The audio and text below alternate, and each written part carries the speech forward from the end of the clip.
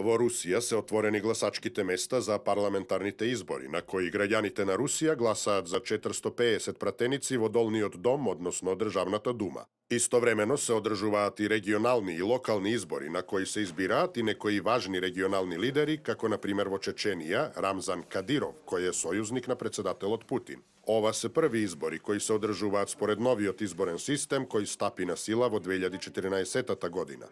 Половината од 450 пратеници ќе се избираат преку партиски листи, а другата половина непосредно. На изборите се очекува дека ќе победи Единствена Русија, која ги обединува симпатизерите на рускиот председател Владимир Путин. Не очекувам големи промени од овие избори, но сепак сметам дека сите треба да учествуваат на изборите, особено на парламентарни избори како овие.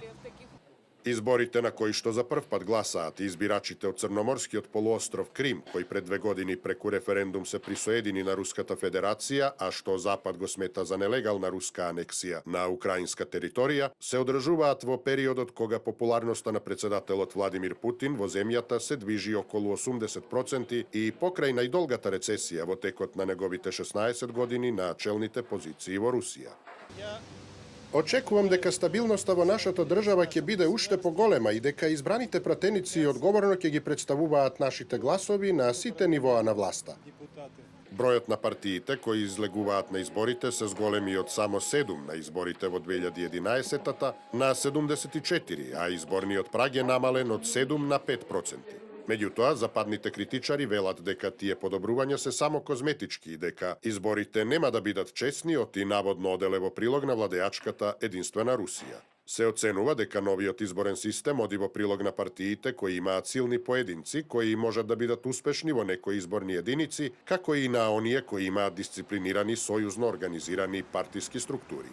Политичката слика во Русија по овие избори, судејќи според се, нема да се промени позначително, имајќи предвид дека патриотизмот е во пораст, медиумите се во тој контекст и наклонети кон власта, а сериозна опозиција речиси и да не постои. Но се очекува во прв ред Запад да добие процена дали Путин ќе се кандидира во 2018 година на председателските избори, но уште повеќе дали тие можат да му обезбедат уште 10 години на власт. Сите гласачки места ќе бидат отворени од 8 до 20 часот по локално време. Право на глас имаат 111,6 милиони руси, од кои околу 2 милиони живеат надвор од земјата.